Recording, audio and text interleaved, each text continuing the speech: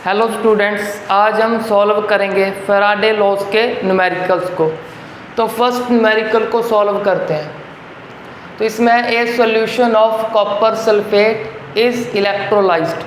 तो copper sulphate के solution को इलेक्ट्रोलाइज करना है, सिंपली उसका इलेक्ट्रोलिसिस करना है फॉर 10 मिनट।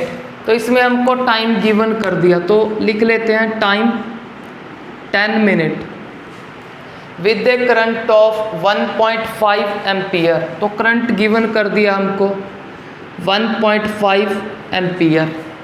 नेक्स्ट क्या पूछ रहे हैं हमसे, what is the mass of copper. Mass of copper deposited at cathode. वैसे तो आपको पता होना चाहिए कि इसमें से कौन कैथोड पे जाएगा, कौन एनोड पे। तो इस न्यूमेरिकल में स्पेशली मेंशन भी कर दिया कि कॉपर कैथोड पे डिपॉजिट होगा, कितना डिपॉजिट होगा ये हमको कैलकुलेट करना है। तो फर्स्टली इसको चेक कर लो, कॉपर सल्फेट को। कॉपर सल्फेट सभी को पता है इसमें ब्रेक होगा, copper ion and sulphate ion. तो कॉपर आयन क्या करेंगे, कॉपर आयन करेंगे इलेक्ट्रॉन गेन। कब करेंगे, जब कैथोड के पास जाएंगे, क्योंकि हमें पता है कि कैथोड पे क्या होता है, रिडक्शन। तो इसका रिडक्शन होगा, कितने इलेक्ट्रॉन गेन करेगा सभी को पता है, जितना चार्ज। तो +2 चार्ज है तो 2 इलेक्ट्रॉन गेन करके चेंज हो जाएगा कॉपर में। अब इसको चेक करो अच्छे से कि यहाँ पे कॉपर आयन कितने हैं। कॉपर आयन है 1 मोल। कॉपर आयन का 1 मोल है, इलेक्ट्रॉन कितने मोल यूज़ होंगे, इलेक्ट्रॉन यूज़ होंगे 2 मोल। और कॉपर एटम के कितने मोल प्रोड्यूस होंगे, चेक कर लो, यहाँ पे 1 है तो 1 मोल। अब 1 मोल कॉपर का मास कितना होता है, वैसे तो न्यूमेरिकल में गिवन होता है मोस्टली, बट इसमें गिवन नहीं। तो जितने मैक्सिमम से मैक्सिमम मास को आप लर्न कर सकते हो तो उसको लर्न कर लो। अगर न्यूमेरिकल में मेंशन ना किया तो उसको आप यूज़ तो कर लोगे अगर आपने लर्न किया होगा। अगर नहीं लर्न किया तो आप न्यूमेरिकल को सॉल्व नहीं कर पाओगे। तो इस कॉपर का मास होता है 63.5 ग्राम। ये क्या है, 1 मोल का मास है, इसको लर्न कर लो। अब हमने क्या लर्न किया था, हमने लर्न किया था 1 मोल इलेक्ट्रॉन पे चार्ज। 1 मोल इलेक्ट्रॉन पे चार्ज था 96500 कूलम। तो यह चार्ज तो 1 मोल इलेक्ट्रॉन का था, बट इस रिएक्शन में कॉपर कितने मोल इलेक्ट्रॉन यूज़ कर रहा है, तो कॉपर यूज़ कर रहा है हमारा 2 मोल इलेक्ट्रॉन। अब 2 मोल इलेक्ट्रॉन पे कितना चार्ज होगा, सिंपली इसका डबल कर देंगे, तो 2 से मल्टीप्लाई। अगर सपोज करो किसी न्यूमेरिकल में 3 मोल इलेक्ट्रॉन हुए तो इस नंबर को 3 से मल्टीप्लाई कर देंगे। तो अब हम यहाँ से एक स्टेटमेंट लिखते हैं, क्या लिखेंगे कि 2 × 96500 कूलम ऑफ चार्ज प्रोड्यूस। कितना कॉपर प्रोड्यूस कर रहा है, यहाँ से चेक कर लो, 1 मोल। 1 मोल का डायरेक्टली हम मास लिख देंगे, क्योंकि हमें what is the mass calculate करने को कहा है। अगर मोल कैलकुलेट करने को बोलते तो यहाँ पे सिंपली लिख देते 1 मोल। अब मास है तो मास को पुट कर देते हैं, तो लिख दिया 63.5 ग्राम ऑफ कॉपर। अब चेक करेंगे हम यहाँ से 1 कूलम कितना वेट प्रोड्यूस करेगा। इतने कूलम तो 63.5 ग्राम वेट कॉपर का डिपॉजिट कर देंगे कैथोड पे। अब 1 कूलम चार्ज कितना कॉपर प्रोड्यूस करेगा, तो उसके लिए हम इस नंबर से हम डिवाइड कर देंगे। सभी बच्चों को पता है ये कि 2 × 96500 ग्राम्स हमारे पास आ जाएंगे। अब हमको क्या करना है, हमको हमारे न्यूमेरिकल में जो भी गिवन है उससे कैलकुलेट करना है कि हम चार्ज कितना पास कर रहे हैं, इस इलेक्ट्रोलिसिस के प्रोसेस में कितना चार्ज पास कर दिया हमने। तो उसको कैलकुलेट करने के लिए हम करंट का फॉर्मूला यूज़ करेंगे। तो करंट का फॉर्मूला होता है चार्ज अपॉन टाइम। तो हमारे पास टाइम भी गिवन है, करंट भी गिवन है, बट इस फॉर्मूले में करंट एम्पियर में यूज़ होता है, वो तो एम्पियर में है, टाइम किस में आएगा, सेकंड्स में, और चार्ज किस में आएगा, कूलम में। तो चार्ज को फाइंड करना है तो टाइम को फिल करेंगे हम सेकंड में, तो उस मिनट को सेकंड में कन्वर्ट करने के लिए मल्टीप्लाई कर देंगे 60 से, तो ये हमारे पास हो जाएगा 600 सेकंड। अब यहाँ से चेक करते हैं चार्ज का वैल्यू। करंट हो गया 1.5 एम्पियर, टाइम हो गया 600 सेकंड। तो चार्ज का वैल्यू हम जब जहाँ से कैलकुलेट करेंगे तो इनका मल्टीप्लाई हो जाएगा हमारे पास 900 कूलम। आप इसको कैलकुलेट कर सकते हो, ये आएगा 900 कूलम। तो हमने क्या कैलकुलेट कर लिया, एक कूलम कैलकुलेट कर लिया। अभी एक कूलम कितना मास प्रोड्यूस कर रहा है हमने यहाँ पे लिख दिया। अब अगर हमारे पास 2 कूलम होते तो 2 कूलम कितना प्रोड्यूस करते, तो 2 से मल्टीप्लाई कर देते। अगर 3 कूलम होते तो 3 से मल्टीप्लाई कर देते। अब हमारे पास कितने कूलम है, तो हमारे पास चार्ज है 900 कूलम। तो 900 कूलम कितना कॉपर डिपॉजिट करेंगे, उसके लिए 900 से मल्टीप्लाई कर देंगे। तो सिंपली लिख दिया 900 coulomb of charge produce 63.5 divided by 2 multiply 96500 multiply with 900।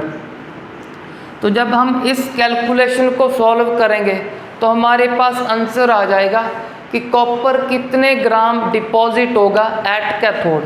तो उसके लिए क्या करो, कैलकुलेशन तो बाद में चेक करते हैं। एक बार इस सारी कैलकुलेशन को अपनी कॉपी पे राइट कर लो। इसको मैं इरेज कर रहा हूँ अब जल्दी जल्दी इसको अपनी कॉपी पे नोट कर लो पहले, बाद में एक फॉर्मूला भी चेक करेंगे इस कैलकुलेशन से।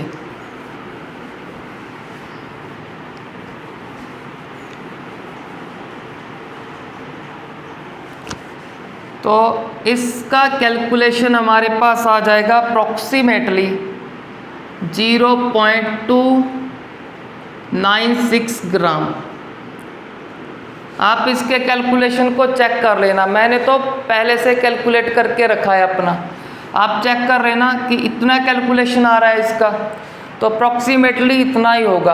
अब हम क्या करते हैं, यहाँ से एक फॉर्मूला फॉर्म करते हैं फैराडे के फर्स्ट लॉ का। फैराडे का फर्स्ट लॉ क्या था कि कितना सब्सटेंस का अमाउंट डिपॉजिट होगा, उसको बोलते थे वेट उसका। तो फर्स्ट लॉ बोलता था कि कितना वेट प्रोड्यूस होगा जितना चार्ज आप पास करोगे। बाद में एक कांस्टेंट लगाया था, इलेक्ट्रोकेमिकल कांस्टेंट। अब चार्ज का फॉर्मूला तो हम करंट की हेल्प से इजीली फॉर्म कर सकते हैं कि ये फॉर्मूला सबको आता है, चार्ज अपॉन टाइम। तो यहाँ से चार्ज का वैल्यू आ जाएगा। तो अब इस फॉर्मूले को थोड़ा और इंक्रीज करते हैं। अब इस कैलकुलेशन को चेक करके अब चेक कर लो ये कैलकुलेशन किसका है। ये कैलकुलेशन है वेट कितना डिपॉजिट हुआ, वो हमारा ये होता है फॉर्मूले में कि वेट ऑफ कॉपर डिपॉजिट या फिर सिल्वर डिपॉजिट, जो भी आपके न्यूमेरिकल में होगा उसके अकॉर्डिंग बोल देंगे वो। तो W क्या है, वेट ऑफ सब्सटेंस डिपॉजिट। अब इसको चेक करते हैं इसमें क्या क्या फिल किया है। ये क्या है, मोलर मास, तो इसकी जगह लिख दिया मोलर मास, क्योंकि कॉपर का मोलर मास होता है 63.5। वो आपको प्रीवियस वीडियो में बता दिया था कि इसको मोलर मास भी बोल सकते हो और एटॉमिक मास भी बोल सकते हो। करना क्या है, सिर्फ यूनिट को चेंज करना है, नंबर सेम रहेगा। एक तो मोलर मास है, दूसरा ये क्या है, यह है हमारा N सिंपली आप बोल दो कितने इलेक्ट्रॉन गेन किए। कॉपर ने 2 गेन किए थे। अगर इलेक्ट्रॉन नहीं बोलना, ये बोल दो कितना चार्ज था, कॉपर पे था +2, तो ये चार्ज बोल दो या फिर नंबर ऑफ इलेक्ट्रॉन बोल दो जो गेन या फिर लूज करेगा। तो ये हो गए हमारे नंबर ऑफ इलेक्ट्रॉन जो चार्ज। ये क्या है, इसको बोल देंगे हम फैराडे। 1 फैराडे का वैल्यू इतना होता है। आप F लिखना चाहते हो तो F लिख लो फॉर्मूले में, डायरेक्टली वैल्यू पुट करना है तो वैल्यू पुट कर लो, आपकी इच्छा है। जो भी फॉर्मूले में मेंशन करना चाहते हो कर सकते हो। अब ये 900 क्या था, 900 था चार्ज, तो यहाँ पे था चार्ज। तो सिंपली हमारे पास एक न्यू फॉर्मूला फॉर्म हो गया। अब हम क्या करेंगे, सीधा इस फॉर्मूले को यूज़ करेंगे। अब इस फॉर्मूले को आप और भी इंक्रीज कर सकते हो चार्ज का वैल्यू पुट करके, ऐसे करंट मल्टीप्लाई विद टाइम। तो आप ये भी लिख सकते हो, mass, number of electron, the charge of ion 1 faraday, current into time. तो इन फॉर्मूले को यूज़ करेंगे। एक बार इसमें याद कर लो कि किसको क्या बोलते हैं। W क्या है, weight of substance produce, M is the molar mass या फिर atomic mass, N number of electron, इसका वैल्यू ये हो गया। ये simply current in ampere, time in second, second में यूज़ करोगे आप। अगर मिनट या फिर आवर्स में है उसको चेंज कर लोगे आप। तो अब हम नेक्स्ट न्यूमेरिकल में इस फॉर्मूले को यूज़ करेंगे। अब मूव करते हैं हमारे नेक्स्ट न्यूमेरिकल्स पे। तो अब चेक करो, रीड करो इस सेकंड न्यूमेरिकल में क्या कैलकुलेट करना है हमको।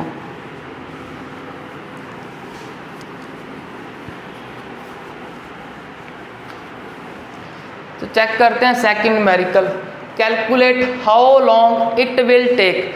How long it will take का मीनिंग क्या हुआ, सिंपली टाइम कैलकुलेट करने के लिए बोल रहे हैं। हाउ लॉन्ग, कितना टाइम लगेगा इस प्रोसेस को करने के लिए जो आगे मेंशन किया है। How long it will take to deposit 1 gram of chromium. Chromium का क्या करना है, 1 ग्राम डिपॉजिट करना है। कहाँ करना है ये अब आपको पता है कि कैथोड पे करना है। When A current of 1.25 ampere, तो करंट का वैल्यू लिख देते हैं कि हमको गिवन कर दिया current 1.25 ampere flows through a solution of chromium sulphate. अब क्रोमियम सल्फेट के लिए क्रोमियम का चार्ज भी बता दिया आपको कि चार्ज है +3। अगर क्रोमियम पे +3 है, सल्फेट आपको पता होगा, अगर नहीं पता तो लर्न कर लो। SO4 2 नेगेटिव को सल्फेट बोलते हैं। अब फॉर्मूला कैसे फॉर्म करोगे, वैसे तो मैं नीड नहीं क्योंकि हमें तो इसकी बात करनी है इस न्यूमेरिकल में, पर फिर भी एक बार सीख लो फॉर्मूला कैसे फॉर्म करते हैं। 2 को यहाँ पे लिख दो और 3 को इसके ऊपर ब्रैकेट लगाकर होल थ्राइस लिख दो। तो ये फॉर्मूला हो गया क्रोमियम सल्फेट का। जब ब्रेक करेंगे तो वहाँ पे क्या होगा, क्रोमियम आयन। तो हमको क्रोमियम आयन का बात करना है। तो अब चेक करो यहाँ कि एक क्रोमियम आयन कितने इलेक्ट्रॉन गेन करेगा, 3। क्रोमियम एटम कितने फॉर्म होंगे, 1। सिंपली से बोल देंगे अगर क्रोमियम का 1 मोल हुआ तो इलेक्ट्रॉन कितने मोल यूज़ होंगे, इलेक्ट्रॉन 3 मोल। अब 3 मोल इलेक्ट्रॉन पे सीधा चार्ज लिखते हैं। 3 मोल इलेक्ट्रॉन पे चार्ज होगा 3 × 96500 कूलम। और क्रोमियम कितना प्रोड्यूस होगा, 1 मोल। 1 मोल का मास कितना होगा, आपको गिवन कर दिया 52 ग्राम। अब और चेक करो इसमें क्या क्या गिवन है। करंट गिवन कर दिया और क्या गिवन कर दिया कि how long it will take to deposit 1 gram of chromium. आपको गिवन कर दिया कि क्रोमियम कितना डिपॉजिट हो रहा है, 1 ग्राम। तो हमको वेट भी गिवन कर दिया। अब और चेक करो, और बेसिकली इसमें कुछ नहीं है, सीधा हमसे पूछ रहे हैं टाइम। तो अब चेक करते हैं टाइम कैसे कैलकुलेट करें। एक बार फॉर्मूले को लिखते हैं। तो फॉर्मूला था W मोलर मास, N फिर उसमें F था, F का वैल्यू सभी को अब लर्न हो गया। फिर Q का value I into T, time को करना है कैलकुलेट। अगर टाइम कैलकुलेट करना है, बाकी सब वैल्यू उस तरफ भेज दो। तो N एंड F को क्रॉस मल्टीप्लाई कर दिया, डिवाइड कर देंगे अब मोलर मास एंड करंट से। तो इसके लिए लर्न करो, वहाँ पे क्या बताया था कि करंट एम्पियर में, टाइम सेकंड में आएगा। अगर आपकी नीड है मिनट या आवर्स की, उसके अकॉर्डिंग चेंज कर सकते हो उसको, डिवाइड या फिर मल्टीप्लाई करके। तो अब चेक करो वैल्यू है हमारे पास क्या, तो वेट कितना डिपॉजिट हो रहा है 1 ग्राम, तो पुट कर देते हैं 1। एन का वैल्यू कितना है, चार्ज या फिर इलेक्ट्रॉन चेक कर लो 3, तो एन का वैल्यू 3। एफ का वैल्यू लर्न करना है आपको कि 1 मोल इलेक्ट्रॉन का चार्ज। मोलर मास क्रोमियम का 52, तो 52 से डिवाइड कर देंगे। फिर करंट हमारे पास आ जाएगा 1.25। अब ये किसका वैल्यू आ गया हमारे पास, टाइम का।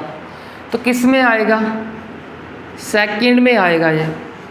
अगर हमको सेकंड को मिनट में चेंज करना है तो हमको क्या करना पड़ेगा, 60 से डिवाइड करेंगे, मिनट में चेंज हो जाएगा या सेकंड। अगर मिनट्स को हमने आवर्स में चेंज करना है, अब सभी को पता है 1 आवर में 60 मिनट होते हैं, तो 60 से फिर डिवाइड कर दो।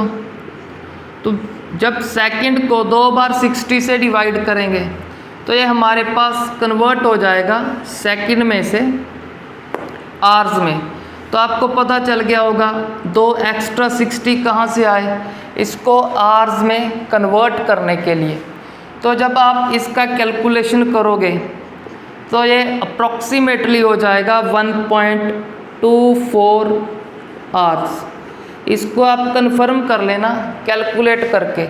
मैं यहाँ पे कैलकुलेट नहीं कर रहा, मैंने पहले किया हुआ है। आप एक बार कंफर्म कर लेना कि आंसर इतना ही आ रहा है। तो अब मूव करते हैं हम नेक्स्ट न्यूमेरिकल पे। तो इसको एक बार अपना नोट कर लो।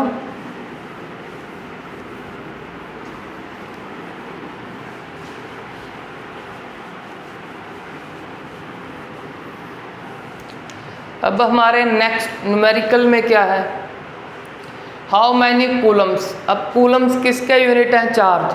तो सिंपली क्या पूछ रहे हैं, चार्ज का वैल्यू पूछ रहे हैं इन कूलम।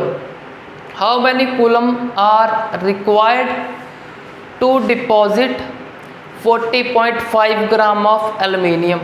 तो आपको गिवन कर दिया कि एल्युमिनियम कितना डिपॉजिट हो रहा है, तो एल्युमिनियम डिपॉजिट हो रहा है 40.5 ग्राम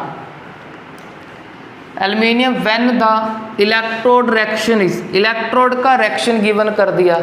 अगर नहीं भी गिवन करते, ये तो बेसिकली पता है कि एल्युमिनियम जब भी रिएक्ट करता है तो उस पर +3 होता है। तो +3 को रिमूव करने के लिए जब कभी डिपॉजिट होगा कैथोड पे तो कितने इलेक्ट्रॉन गेन करेगा, 3।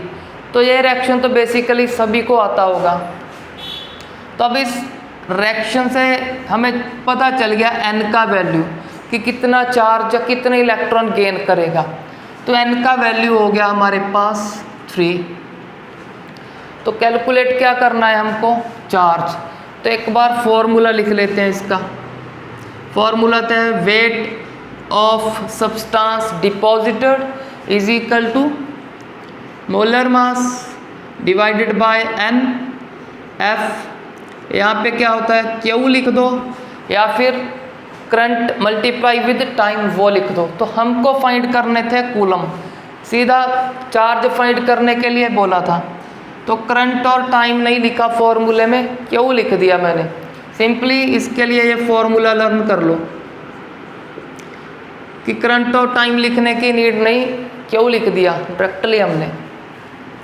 तो अब चेक करो आपके पास कौन कौन सी वैल्यू है। हमारे पास गिवन है वेट 40.5 और क्या गिवन है n का वैल्यू 3। इसका लर्न करना है 96500। अब रह गया इसका एटॉमिक मास या फिर मोलर मास बोल लो। तो एल्युमिनियम का मोलर मास तो लोअर क्लास में ही लर्न कर लिया होगा। इसका मोलर मास होता है 27। तो आप इजीली चार्ज का वैल्यू फाइंड कर लोगे। कैसे? इसको क्रॉस मल्टीप्लाई कर दो 40.5 से और 27 से कर दो डिवाइड। चार्ज किस यूनिट में आएगा इस फॉर्मूले के अकॉर्डिंग? तो आएगा कूलम। इसको कैलकुलेट करना, कैलकुलेट करके यूनिट लिख देना कूलम। तो इसका आंसर आएगा अप्रॉक्सीमेटली 434.250 कूलम। इसको आप कंफर्म कर लेना इसका कैलकुलेशन करके कितना आंसर है। अगर कुछ चेंज हुआ तो अपना कंफर्म करके उसको लिख लेना। तो ये थर्ड न्यूमेरिकल भी हमारा सिंपल इस एक फॉर्मूले से सॉल्व हो गया। तो आप इसको पहले लर्न कर लो कि इस फॉर्मूले को कैसे हम फॉर्म करते हैं। वो मैंने यहाँ पे फर्स्ट न्यूमेरिकल था उसमें सिखा दिया। उस कंसेप्ट से इसको अच्छे से फॉर्म करना सीख लो, बाद में इसको लर्न कर लेना कि क्या फॉर्मूला है। तो ईजिली आपके सभी न्यूमेरिकल सॉल्व हो जाएंगे। अब मूव करते हैं फोर्थ न्यूमेरिकल पे। तो फोर्थ न्यूमेरिकल में रीड कर लो कि आपको क्या क्या गिवन है। फोर्थ में when A current of 0.75 ampere, एक तो करंट गिवन कर दिया 0.75 ampere is passed through a copper sulphate solution. Copper sulphate का सॉल्यूशन है, उसमें से इतना करंट पास करना है फॉर 25 मिनट। तो टाइम गिवन कर दिया 25 मिनट। सेकंड में चेंज करने के लिए 60 से मल्टीप्लाई, तो ये हो जाएगा अप्रॉक्सीमेटली 1500 सेकेंड। तो अब चेक करते हैं नेक्स्ट। करंट हो गया, टाइम हो गया। Next 0.369 gram of copper is deposited. अब ये भी बता रहे हैं कॉपर सल्फेट में से कॉपर कितना डिपॉजिट हो गया। तो कॉपर का वेट डिपॉजिट हो गया 0.369 ग्राम। अब क्या पूछ रहे हैं? Calculate atomic mass. Atomic mass की जगह आपको ये भी कह सकते थे कैलकुलेट मोलर मास, क्योंकि जब एटॉमिक मास है यूनिट क्या लगाने हमको? AMU। अगर मोलर मास लिख दिया वहीं पे हमको कर देना है ग्राम। तो ये छोटा सा कंसेप्ट है, सभी स्टूडेंट्स को अब तक तो आता होगा। तो चलो एटॉमिक मास को कैलकुलेट करते हैं। एटॉमिक मास को कैलकुलेट करने से पहले इसको चेक कर लो कि यह है कॉपर सल्फेट। सिंपली सभी को पता होना चाहिए कि कॉपर सल्फेट में कॉपर पे +2 है। अगर +2 है तो कितने इलेक्ट्रॉन गेन कर रहा होगा? 2। तो यहाँ से क्या कैलकुलेट किया? n का वैल्यू, सिंपली बोल दो नंबर ऑफ इलेक्ट्रॉन या फिर बोल दो चार्ज। तो n का वैल्यू 2। तो बेसिकली तो वैसे ही लर्न हो जाना चाहिए कि कॉपर के लिए n का वैल्यू होगा 2। तो अब चेक करते हैं हमारे फॉर्मूले को। फॉर्मूला क्या था? Weight of substance. यहाँ पे सब्सटेंस क्या है? Copper. Weight of copper deposit is equal to molar mass या फिर atomic mass divided by n f। यहाँ पे अब करंट और टाइम है तो चार्ज नहीं लिखेंगे, करंट और टाइम लिख देंगे। Multiply with current and time. तो इसको करना है कैलकुलेट, तो सभी वैल्यू को दूसरी तरफ ले जाएंगे। तो इसको मल्टीप्लाई कर देंगे n एंड f के साथ, डिवाइड कर देंगे करंट एंड टाइम के साथ। तो हमारे पास वैल्यू आ जाएगा मोलर मास या फिर एटॉमिक मास का। वेट कितना डिपॉजिट हुआ? 0.369 ग्राम। n का value 2, f 96500 coulomb. Current 0.75 ampere. Time second में फिल करना था तो 1500 सेकंड। तो अब सभी को पता होगा कि कॉपर का मास कितना होता है, एटॉमिक मास। तो अगर आपको पूरा कॉन्फिडेंस है आप पे कि आप सही न्यूमेरिकल को सॉल्व कर रहे हो, तो आपको इसका आंसर कैलकुलेट करने की नीड नहीं है, आप सीधा लिख सकते हो, क्योंकि हमको इसका मास पता है कितना है। तो इसका मास होता है 63.5। यहाँ पे चेक करो, एटॉमिक मास है तो AMU ही लिखना है हमें। अगर होता मोलर मास तो यहाँ पे ही ग्राम लिख देते हम। वैसे अगर इसको सॉल्व करेंगे इसका आंसर आएगा 63.3 के आसपास। तो एग्जैक्ट आंसर ये होता है, बट इसका कैलकुलेशन जे आएगा। तो आप कोई भी लिख दो, दोनों ही आपके सही हैं, जो भी लिखना चाहते हो लिख सकते हो आप। तो अब मूव करते हैं हम नेक्स्ट न्यूमेरिकल्स पे।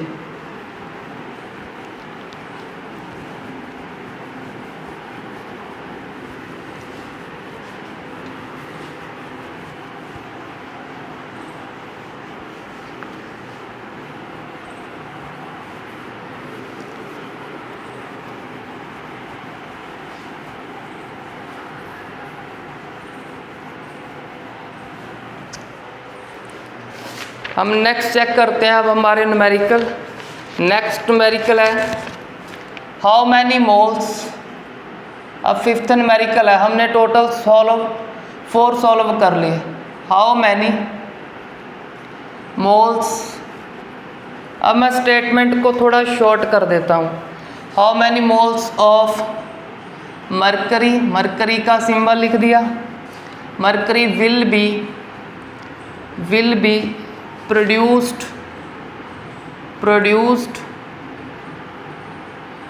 by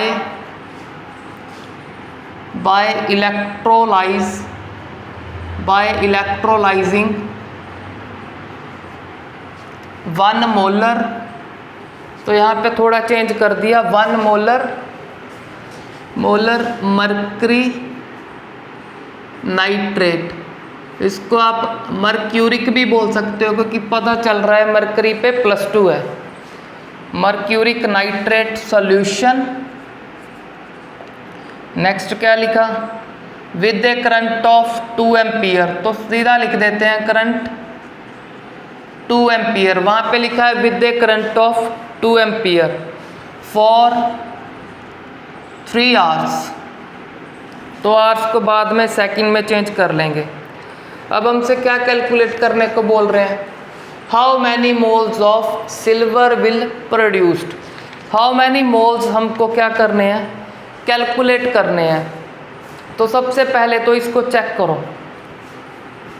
कि इसका मीनिंग क्या है। अब इसको चेक करते हैं हम सिल्वर नाइट्रेट को।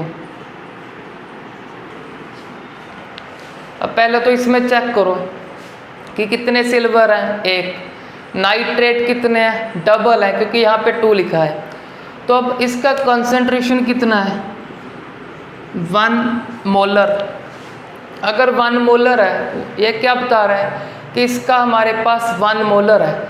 अगर इसका 1 मोलर है तो सिल्वर का कितना होगा, सिल्वर का भी चेक कर लो। हमारे पास 1 मोलर, जिसका मीनिंग हो गया 1 मोल ही होगा। अगर नाइट्रेट की बात करें, यहाँ पे 2 लिखा है तो 2 मोल। तो ये सिंपल सा है, कुछ बच्चे यहाँ पे कंफ्यूज हो जाते हैं, तो उनके लिए फिर से बता रहा हूँ। आपको ऐसे फाइंड करना है, पहले तो मोलर को छोड़ो, सिर्फ इसको देखो कि ये कितने हमारे पास टोटल मैंने 1 लिखा है। अब किसी को ये भी नहीं समझाता कि 1 किसको बोल रहे हैं। ये पूरे फॉर्मूले को सिल्वर मरकरी नाइट्रेट का जो फॉर्मूला है 1 ही लिखा है। दूसरा कैसे लिखोगे, अलग लिख लो। अगर नहीं समझा रहा उसको अलग लिख लो एक बार। दूसरा यहाँ पे लिख दिया, एक यहाँ पे, दूसरा यहाँ पे। अगर तीसरा लिखना है, तीसरा वहाँ पे किसी और जगह पे लिख सकते हो, बट हमें इतने लिखने की नीड नहीं, हमको सिर्फ अंडरस्टैंड करना है। इस 1 में सिल्वर कितने हैं, तो सिल्वर है सिर्फ 1। अब नाइट्रेट पूरे को चेक करो कितने हैं, 2। तो नाइट्रेट है हमारे पास 2। अगर ये एक था, सिल्वर भी मरकरी भी एक, नाइट्रेट कितने यहाँ से चेक करो, क्योंकि NO3 को नाइट्रेट बोलते हैं। अगर NO3 नाइट्रेट है, कितना अमाउंट है 2, डबल है वो। अब 1 2 को छोड़ो, अब कंसंट्रेशन चेक करो, कंसंट्रेशन कितना गिवन है हमें, चेक करो 1 मोलर, M का मीनिंग हो गया 1 मोलर। तो 1 मोलर क्या होता है बेसिकली, 1 मोल पर लीटर, सिंपली 1 मोल प्रेजेंट है, 1 मोल प्रेजेंट है 1 लीटर में। तो अगर इसका 1 मोल है तो मरकरी का कितना होगा, तो वहाँ से ही बोल दिया 1 मोल। अगर इसका 1 मोल, नाइट्रेट के कितने होंगे 2 मोल। तो चलो नाइट्रेट वैसे पता कर लिया कितने हैं, वैसे यहाँ पे नीड नहीं है हमें नाइट्रेट को कुछ भी कैलकुलेट करने के लिए, हमें नीड था इस मरकरी का। तो मैं मरकरी का पता चल गया कि मरकरी के इस 1 मोल में कितने मोल हैं, 1 मोल। तो अब सिंपली इस मर्क्यूरिक नाइट्रेट को करते हैं ब्रेक। तो ब्रेक करना तो सभी को आता होगा कि जब ब्रेक होगा इसमें Hg+2, इस Hg+2 को ही बोलते हैं हम मर्क्यूरिक। और NO3 क्या होगा, इस पे इसके पैर में चेक करो 1 है, अगर नहीं मेंशन किया कुछ तो वहाँ पे 1 होता है, तो 1 को यहाँ पे लिख देंगे -1। ये तो पता होगा, फर्स्ट टर्म पॉजिटिव की, सेकंड नेगेटिव की, ये आपको पता होगा। तो चलो अब बात करते हैं इसकी। अब मरकरी आयन या फिर मर्क्यूरिक आयन कितने इलेक्ट्रॉन गेन करेगा, 2 इलेक्ट्रॉन। 2 इलेक्ट्रॉन गेन करके मरकरी का 1 एटम प्रोड्यूस कर देगा। अब चेक करो हमारे पास मरकरी के कितने मोल थे, यहाँ से चेक कर लिया 1 मोल। कैसे पता चला वो आपको बता दिया मैंने, इसका 1 मोल है हमारे पास। अगर इसका 1 मोल है, कितने मोल इलेक्ट्रॉन गेन करेगा, 2 मोल इलेक्ट्रॉन गेन करेगा। अब 2 मोल इलेक्ट्रॉन पे कितना चार्ज होता है, अब सभी को पता है इतना चार्ज होता है। अगर इतना चार्ज पास कर देंगे इस 1 मोल को, तो क्या प्रोड्यूस होगा हमारे पास, मरकरी का 1 मोल प्रोड्यूस हो जाएगा। अब चेक करो इस न्यूमेरिकल में हाउ मैनी मोल्स, हमसे मोल कैलकुलेट करने को बोल रहे हैं। अगर मोल बोल रहे हैं तो हमें यहाँ पे 1 मोल का मास लिखने की अब नीड नहीं है हमें। अगर मास को कैलकुलेट करने को बोलते, अगर ऐसा बोलते हाउ मैनी ग्राम्स या how much amount of mercury produce, तो हम मास को चेक करते। अब हमको नीड नहीं, अगर नहीं भी गिवन किया इसमें तो हमें उसका नीड नहीं है। अब ऐसे ही हमारा काम चल जाएगा इस न्यूमेरिकल में। तो अब चेक करते हैं कि कैसे मरकरी के मोल्स को कैलकुलेट करेंगे कि कितने मोल प्रोड्यूस हो रहे हैं। तो सिंपली इस नॉलेज को यूज़ करेंगे। तो अब चेक करो ये क्या बता रहा है, ये बता रहा है हमें 2 × 96500 coulomb produce 1 mole of mercury. तो इतने चार्ज ने तो मरकरी का क्या कर दिया, 1 मोल प्रोड्यूस कर दिया। तो अब चेक करेंगे 1 कूलम कितना प्रोड्यूस करेगा, तो 1 कूलम प्रोड्यूस कर देगा, इसको डिवाइड कर देंगे इस नंबर से।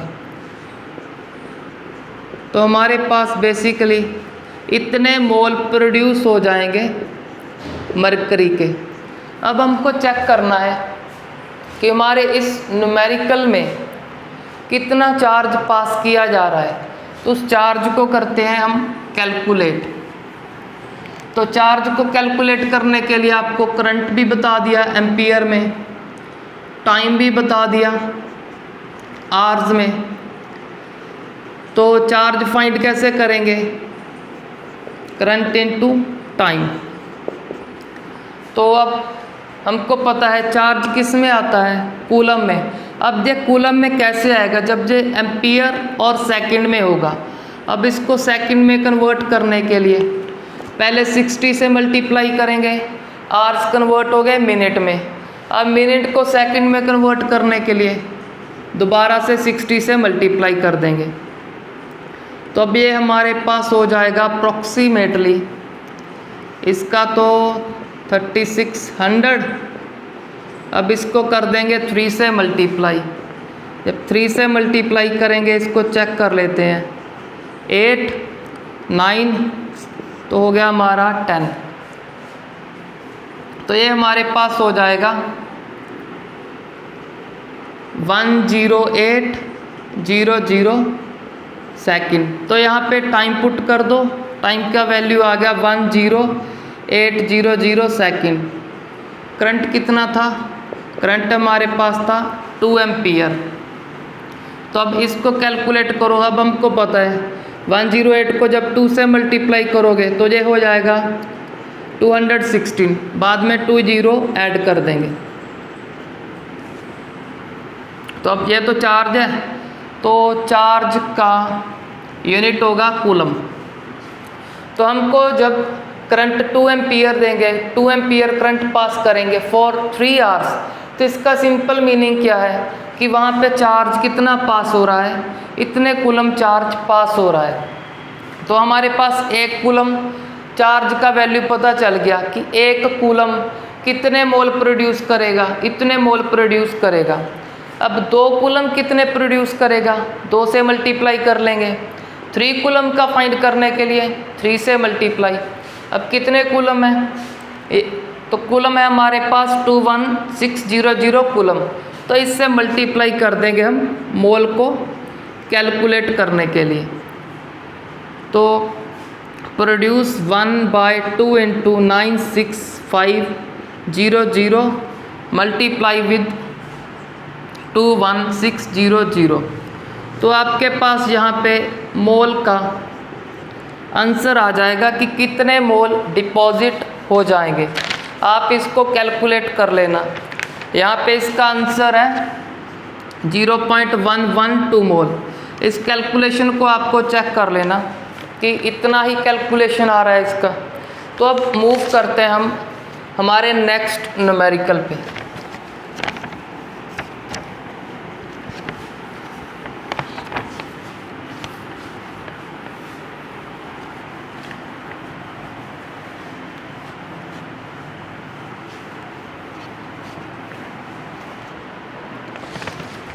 अब हमारा नेक्स्ट न्यूमेरिकल है how many hours. How many के लिए मैंने क्वेश्चन मार्क लगा दिया directly. How many hours it require to reduce. किसको रिड्यूस करना है? 3 mole of Fe+3 ion. Fe+3 ion के 3 मोल को रिड्यूस करना है। किस में रिड्यूस करना है? अब आयरन में नहीं, फेरस आयन में। फेरिक आयन को फेरस आयन में रिड्यूस करना है। सिर्फ 1 इलेक्ट्रॉन का ही गेन करवाना है हमें। कैसे गेन करवाना है? By passing 2 ampere current. 2 ampere current pass करना है। अब क्या पूछ रहे हैं? टाइम पूछ रहे हैं, करंट बता दिया हमको। अब चेक करते हैं इसका सॉल्यूशन कैसे करें। तो सिंपली इसका रिएक्शन लिखना है हमें। Fe+3 का चेंज किस में करना है? Fe+2 में। बता भी दिया यहाँ पे रिड्यूस करना है, रिडक्शन करना है। अगर नहीं भी बताया होता तो चेक कर लेते कि +3 से +2 में कन्वर्ट कब होगा? जब 1 इलेक्ट्रॉन गेन करेगा।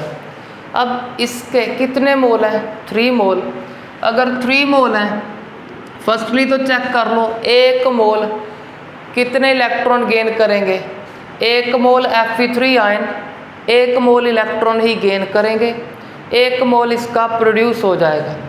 अगर इसके 3 मोल हैं तो 3 मोल इलेक्ट्रॉन चाहिए, 3 मोल Fe+2 का प्रोड्यूस हो जाएगा। तो यहाँ पे हमको पता चल गया इलेक्ट्रॉन कितने मोल यूज़ हुए? 3 मोल। अब 3 मोल इलेक्ट्रॉन पे चार्ज कितना होगा? 3 × 96500 कूलम, क्योंकि ये चार्ज किसका है, 1 मोल इलेक्ट्रॉन का, जिसको हम बोलते हैं 1 फैराडे।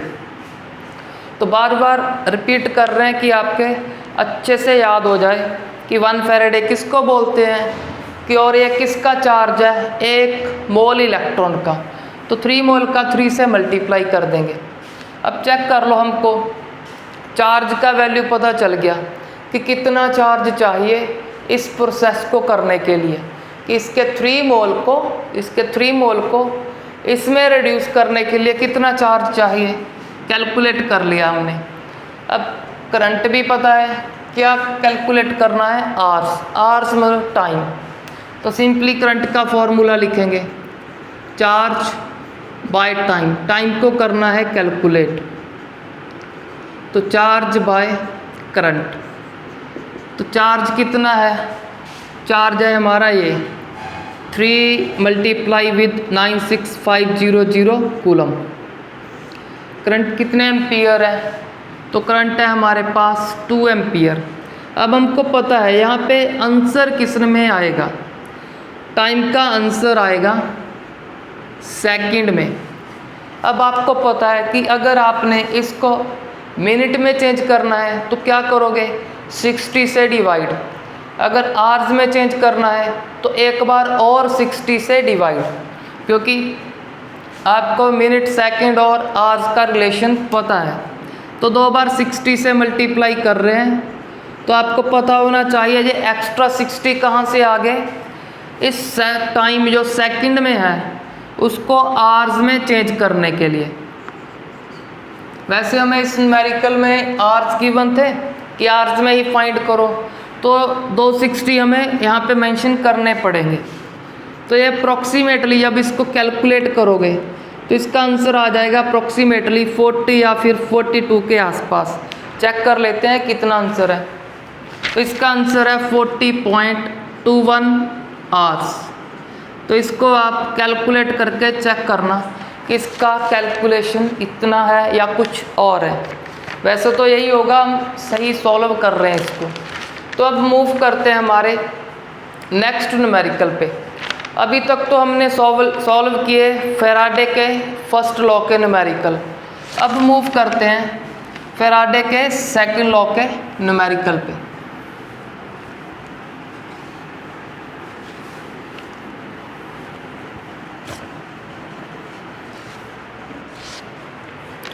तो फैराडे का सेकंड लॉ में क्या था, वैसे फर्स्टली तो सेकंड लॉ को याद कर लो कि उसमें डिफरेंट इलेक्ट्रोलिटिक सेल को कनेक्ट करते थे सीरीज़ में। अगर सीरीज़ में है तो सभी के पास करंट या फिर बोलो सभी के पास चार्ज सेम अमाउंट में आ रहा होगा।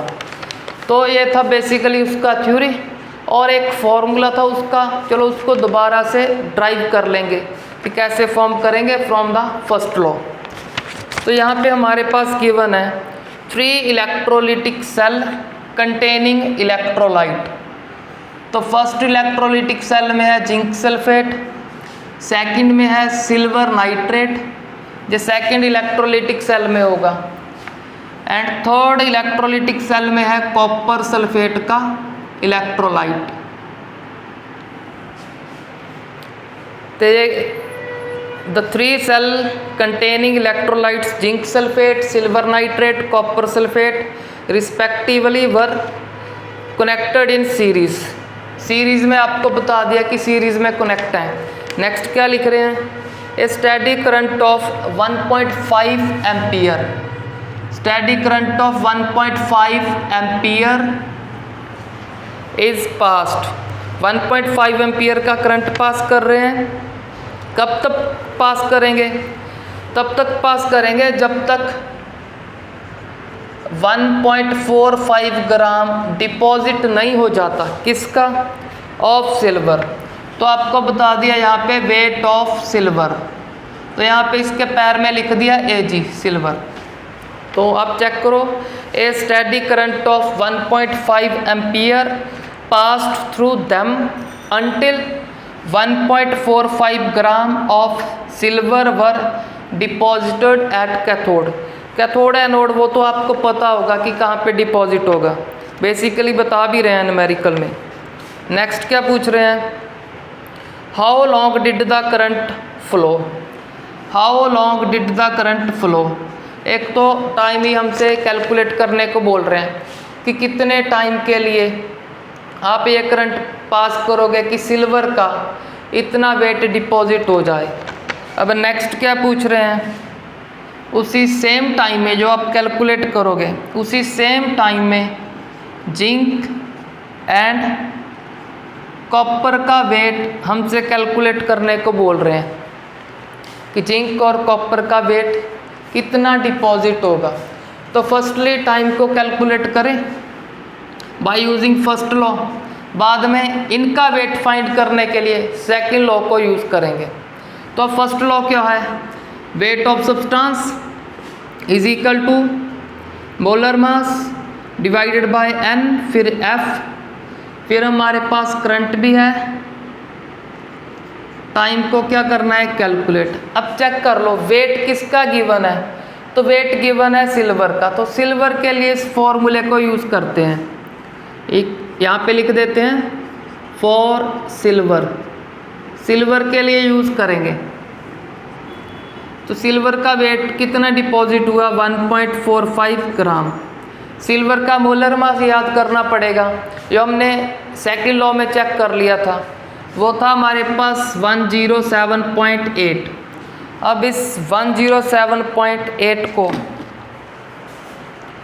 इस न्यूमेरिकल में आप इजी कैलकुलेशन के लिए इसको 108 लिख सकते हो। तो हम यहाँ पे लिखते हैं इसका मोलर मास 108। अब कितना चार्ज होगा इस पे या कितने इलेक्ट्रॉन गेन करेगा, ये तो हमने सेकंड लॉ में चेक कर लिया था कि silver nitrate Ag positive NO3 negative सिर्फ एक गेन करेगा। तो n का वैल्यू 1, इसका लर्न करना है। करंट का वैल्यू एम्पियर में 1.5 एम्पियर। तो टाइम किस में आएगा, याद कर लो सेकंड में आएगा। तो यहाँ पे हमको टाइम पूछा था, ऐसे नहीं पूछा था कि सेकंड, मिनट या आवर में, तो आप सीधा सेकंड में कैलकुलेट कर देना।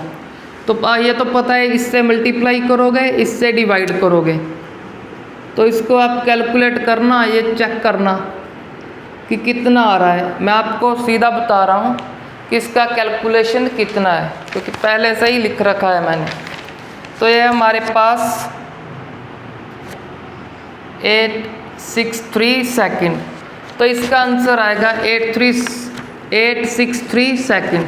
इतने सेकंड अगर करंट पास होगा तो आपके सिल्वर का इतना वेट डिपॉजिट हो जाएगा। सिंपली फर्स्ट लॉ के फॉर्मूले से हमने टाइम को फाइंड आउट कर लिया।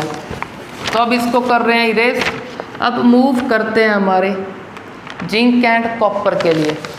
तो अब हम क्या करेंगे, तो आपको बोला था कि इस फॉर्मूले से ही कैलकुलेट करेंगे।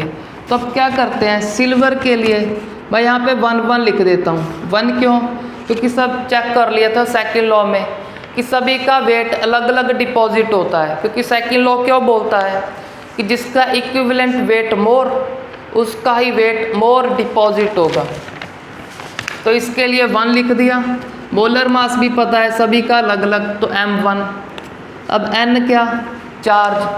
सिल्वर पे Ag पॉजिटिव +1 है, कॉपर पे क्या होगा +2, जिंक पे भी +2, तो चार्ज भी अलग अलग है। तो यहाँ पे n1 लिख दिया। F का वैल्यू सभी के लिए सेम होगा। अब करंट या फिर सारे को क्या बोलते हैं, सारे को बोलते हैं हम चार्ज। करंट या फिर चार्ज सीरीज में क्या होता है, सेम। तो इसको I/T लिखने की बजाय यहाँ पे लिख देते हैं Q। तो Q के पैर में Q1 Q2 नहीं लिखेंगे, क्योंकि सीरीज में सेल हमारे तीनों के तीनों सेल सीरीज में कनेक्टेड हैं। तो चार्ज क्या होगा, सेम। F का वैल्यू भी सेम, तो F के पैर में भी कोई 1 2 नहीं आएगा, Q के पैर में भी कोई 1 2 नहीं आएगा। अब जिंक के लिए लिख लेते हैं।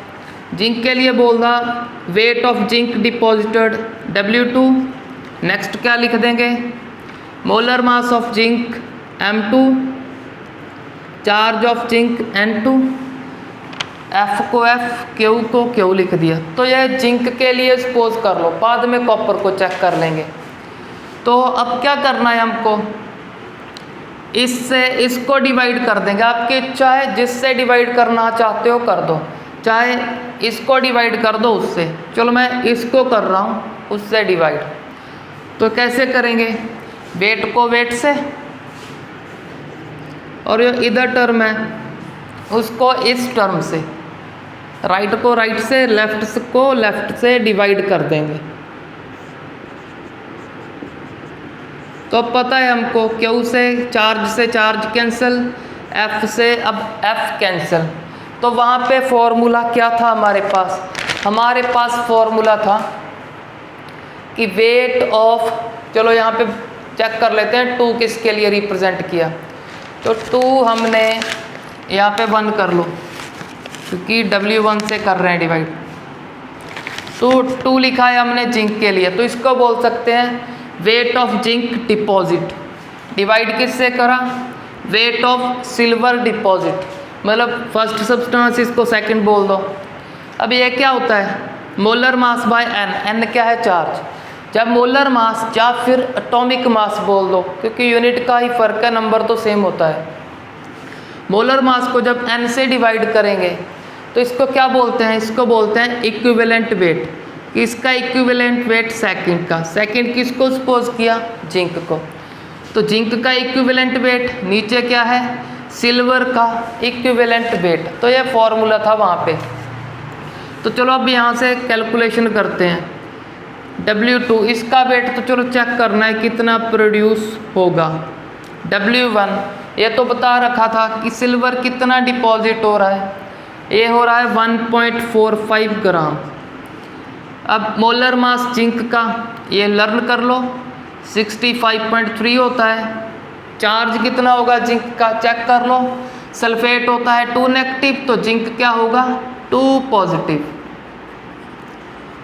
अब 2 पॉजिटिव कितने इलेक्ट्रॉन गेन करेगा 2, तो इसका वैल्यू आ गया उसके लिए 2। अब सिल्वर का मास, सिल्वर का पहले ही बोल दिया, मोलर मास 108 लिख रहे हैं यहाँ पे, वैसे तो होता है 107.8, इसको राउंड ऑफ करके 108 बोल दिया। अब चार्ज सिल्वर पे सभी को पता है 1। अब क्या करोगे आप, अब हम इसको पहले तो फर्स्ट टर्म को लिखेंगे, फर्स्ट टर्म में ऊपर की टर्म को लिखेंगे, फिर बाद में क्या करते हैं, इस नीचे की टर्म को रिवर्स करके लिख देते हैं। रिवर्स का मीनिंग जो नीचे की वैल्यू है उसको इसके ऊपर सामने लिख देंगे, फिर यहाँ पे 108। ये तो मैथमेटिक्स का कंसेप्ट है, ये तो आप इजीली कर लोगे। अब W2 के नीचे क्या है 1.45। अब जगह अगर 1.45 नीचे है तो कैसे मल्टीप्लाई करेंगे, क्रॉस मल्टीप्लाई। चलो यहाँ पे लिख देते हैं, यहाँ से कर देते हैं कैंसिल।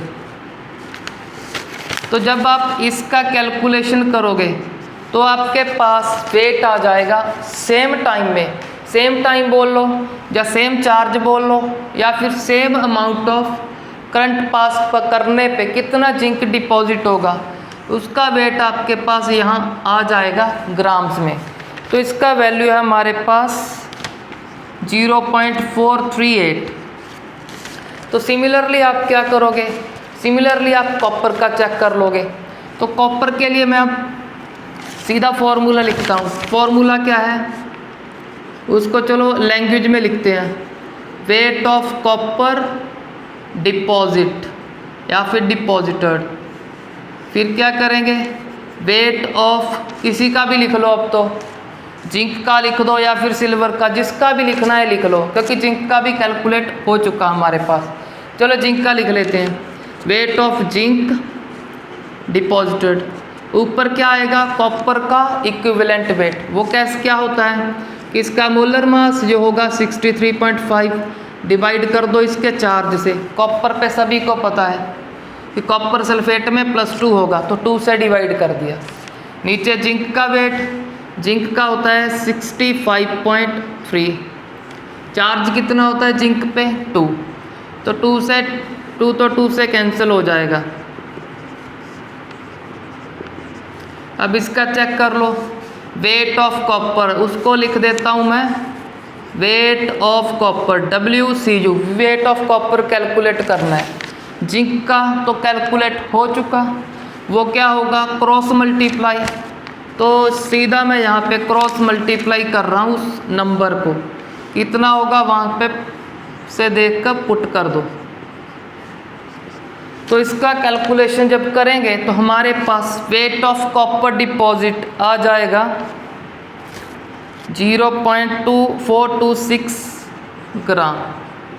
तो ये कैलकुलेशन आ जाएगा हमारे पास कॉपर का। तो यहाँ पे हमने most of the numericals solve कर लिए फैराडे के first law and second law के। सेकंड लॉ का चलो एक ही न्यूमेरिकल किया है, तो इसका अच्छे से प्रैक्टिस कर लेना। तो आपके एग्ज़ाम में जब न्यूमेरिकल्स आएंगे आप इजीली उनको कैलकुलेट कर लोगे। इसके फॉर्मूले को, ये फॉर्मूले को फर्स्ट फैराडे का जो फर्स्ट लॉ है उसके फॉर्मूले से फॉर्म करना सीख लें भी कैसे फॉर्म करेंगे, सिंपली डिवाइड करके। तो अच्छे से इनका प्रैक्टिस करो और अपनी बुक से और न्यूमेरिकल्स को सॉल्व करके चेक करो कि आपको न्यूमेरिकल सॉल्व करने आ गए। Thanks for watching the video.